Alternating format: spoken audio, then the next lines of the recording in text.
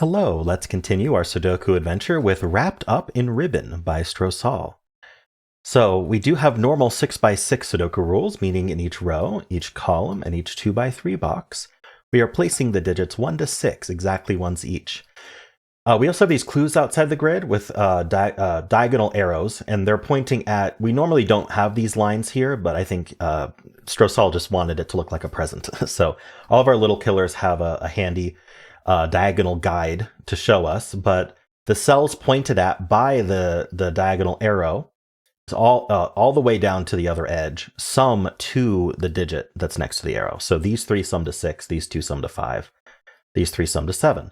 These ones in the corners are given. There's nothing tricky about that. 6, 4, 5, 4. I would recommend filling those right away. Anyway, and that's it. Those are the rules. There's a link in the description if you'd like to try the puzzle yourself, and I'm going to get started right now. And as I said, I'm going to start by filling out this 6, this 4, this 5, and this 4. All right. 6 seems low for these three. Now, digits can repeat as long as the boxes allow us to. So this could be a 1-2 pair. So this is kind of a nice way to think about individual little killer clues.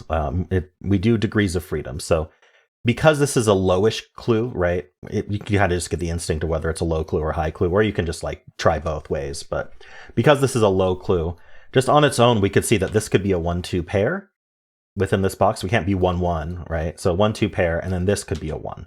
And if we add that up, that's 3 plus 1, that's 4, which means we have 2 degrees of freedom. So what we can do is we can increase any of these digits by 2. So this could be a 3 or 4, but it can't actually be 4. This could be a 3 or 4, and this could be 2 or 3.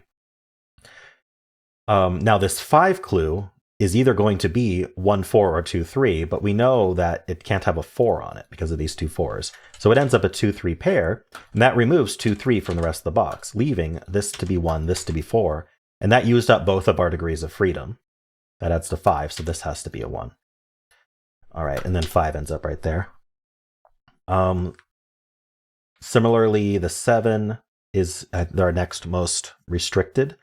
Actually, we can do the 6 first, because we can't use a 4.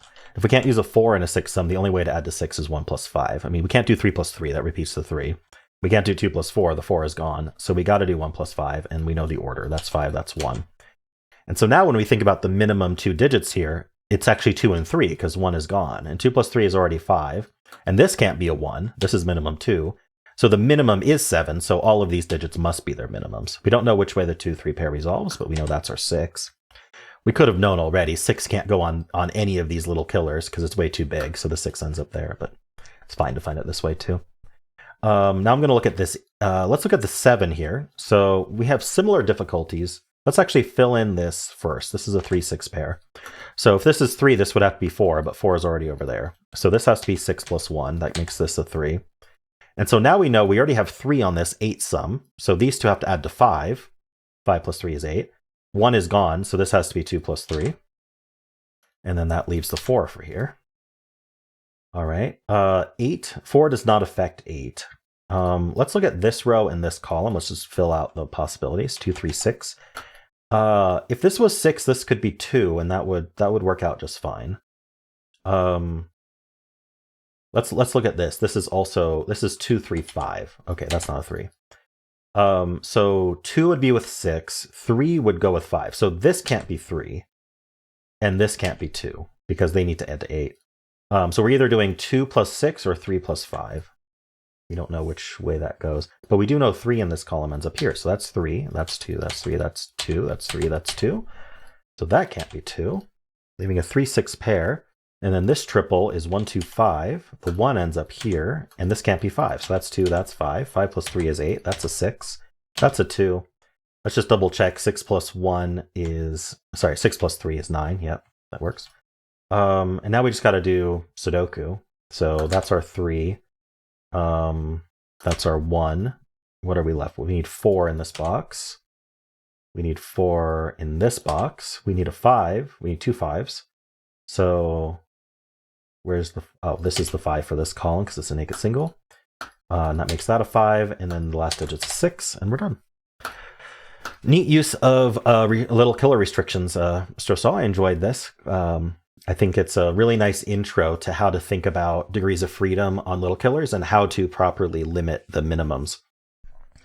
One thing I was going to do until it kind of just worked itself out anyway is I was going to say, well, so let me just point this out. The sum to 5 here must use a 1 or a 2, right? If we don't use a 1 or a 2 for the sum to 5, then we're going to end up doing what? 3 plus 4 is 7? That doesn't work. You need a 1 or a 2 in a sum to 5. 1, 4, or 2, 3. Which means this couldn't have actually been a 1-2 pair, because if it was a 1-2 pair, that would ruin the 5 sum. So this was actually 1 plus 3 minimum, and that would have given us a degree of freedom of 1. So this could never have been 3. But it ended up working itself out very well regardless, so didn't really need to do that. All right, cool. Well, I enjoyed that. Let me know how you did, and if you enjoyed it, why not leave a like, subscribe, and a kind comment below.